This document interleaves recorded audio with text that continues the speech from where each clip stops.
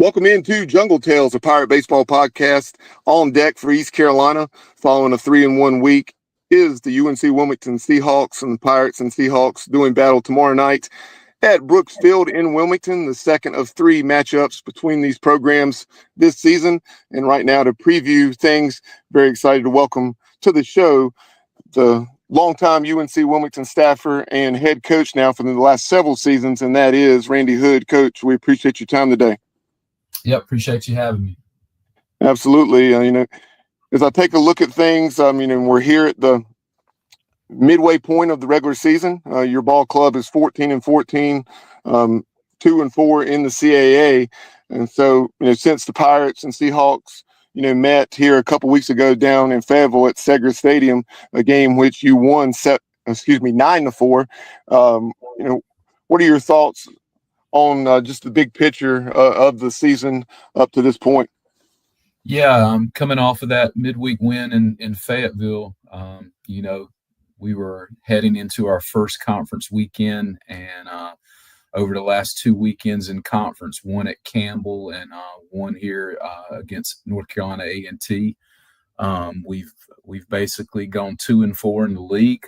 We've lost both Friday and Saturday night games, and then have one on Sundays. So just a little disappointed in that scenario as far as not getting off on the right foot in our league play. But it's kind of been symbolic of where we've been at for the season. We've played very well in a lot of instances, and then we've had some moments where you kind of shake your head and go like, what team is this? And feel like, we've tried to make some changes and we've done some different things over the last, 5 to 7 days, just from a practice standpoint and things like that. And, you're not necessarily going to see the result maybe in a one-loss total right off the get-go. But I think, hopefully we're heading in the right direction where we can be a little bit more consistent on a day-to-day basis because we've got to start digging ourselves out of the hole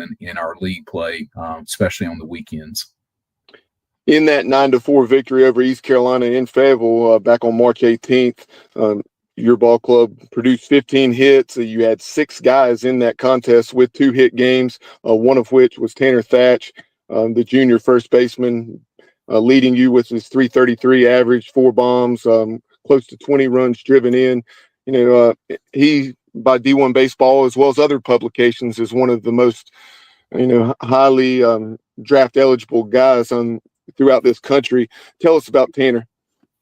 Yeah, he's, it's his junior year, and obviously he's got a lot of pub here heading into this season, rightfully so. He's had an unbelievable first 2 years here, set the all-time single-season home run record for us last year, set the all-time career home run record for us last year just in 2 years, and, set the CA record as well. So, lot of great things that he's done. Obviously this season, just from the power standpoint, hasn't been, where he's been at in the past. But he is starting to really put together a lot of good at-bats and starting to hit the ball with some authority. He's been unlucky a little bit in some instances, but just overall a great player, a great person, above all else, a great human being, just is really a leader on our team. And, we need him to be there every day for us, right there at the front of the lineup, leading us from a hitting standpoint, but also he's a great defender at first base and saves us a lot of runs just with his defense. But, just looking for him to have a really big second half of the season for us, and hopefully that leads to a lot of other guys in our lineup following his lead and getting the bats going as well. Some of that lack of power from Tanner Thatch thus far, is that something you attribute some of that to him kind of being a marked man? Definitely. I mean, teams tend to, try to, I would say, throw off or throw away or not pitch to him a lot. He got multiple intentional walks this past weekend. But as a good player, you've got to be willing to take the walks and be disciplined at the plate. And he's learning that every day that he goes out there and plays. He's trying to refine his game and become a complete player.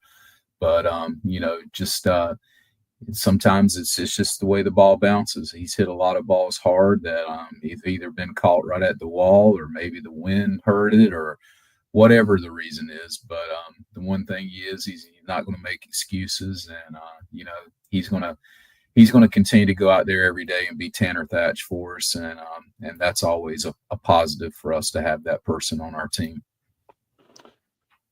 Another leader for you offensively, Trevor Lucas, sophomore third baseman, 289, 8 doubles, leads you with 20 runs batted in. Tell us about Trevor, and then also here of late, since East Carolina and UNC Wilmington squared off over the last couple of weeks, who's been swinging it well for you, and who are some of your leaders offensively? Yeah, Trevor is in his first year here. He played his first college season at Gaston Community College last year, 1 year of junior college, and then came to us after his freshman year. He's right up the road at North Brunswick High School, so we've known about him for a long time, and I was glad he got to get a year of junior college under his belt. But he's been a very good player for us at third base. He's played great defense. He's also, like you mentioned, swung the bat pretty consistently. Has drawn a lot of walks for us, so he gets on base not just from a hit standpoint, but other means as well. But he's done a great job for us and has hit at the top of the lineup up there with Tanner most of the year. Just up and down our lineup, Kevin Jones has been pretty solid for us at shortstops, hitting over 300.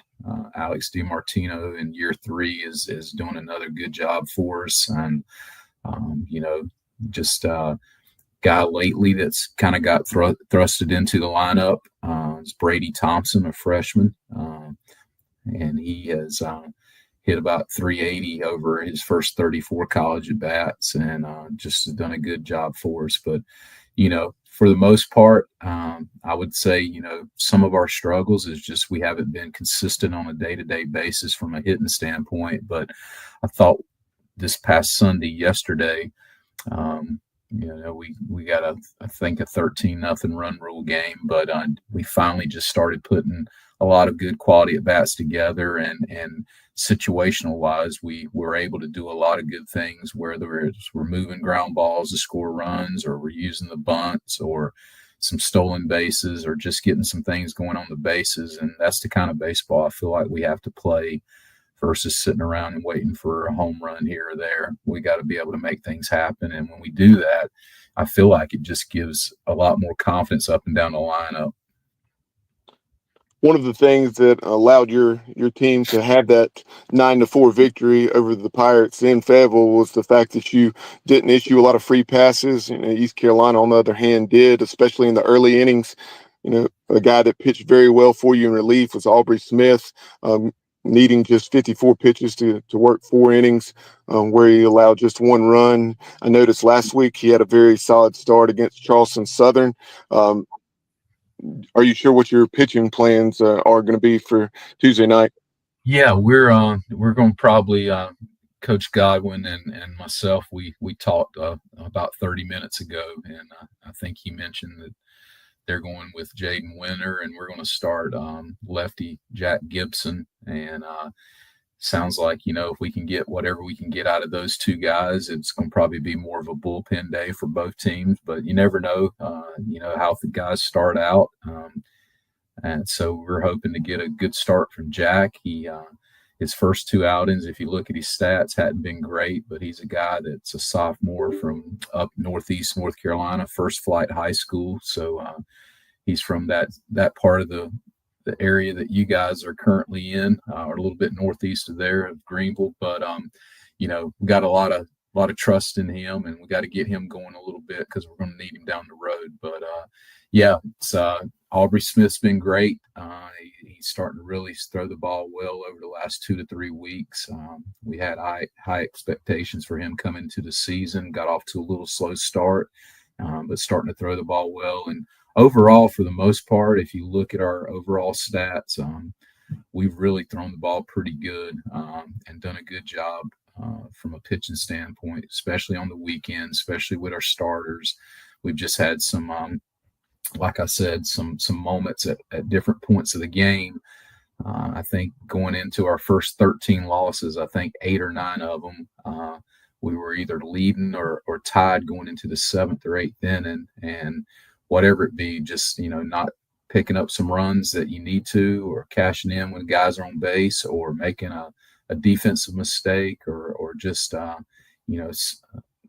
something weird's always happened in those situations. And, I feel like we should be a little bit better overall, but that's baseball, and we've got to clean that stuff up. And if we're going to be a team that I think we can be, we've got to start doing it here as we move into the second half of the season, especially getting into the brunt of our conference schedule. Couple more things for you, Coach. One of the things we were discussing off the air briefly is how you installed field turf, for your entire field. Talk about what went into that decision and how you're liking it so far. Yeah, we've since forever I've been here, and way before that, Brooksfield has always been a natural surface and maintained pretty well. But just over the last 5, 6, 7 years, our fields continuously just got to a point where drainage was an issue in some areas, maintaining it, and just from a day-to-day safety standpoint, as far as some areas that just won't as flat as they need to be, things like that. Maybe people don't see that from up above, but we see it every day from a coach and playing standpoint. But we just decided we were going to go with an all artificial surface, AstroTurf, and in this first phase of some facility upgrades here at Brooksfield, we basically redid the whole field. It's really been nice. It's played great. A lot of people have a lot of good things to say about it. We put in new dugouts, new outfield fence.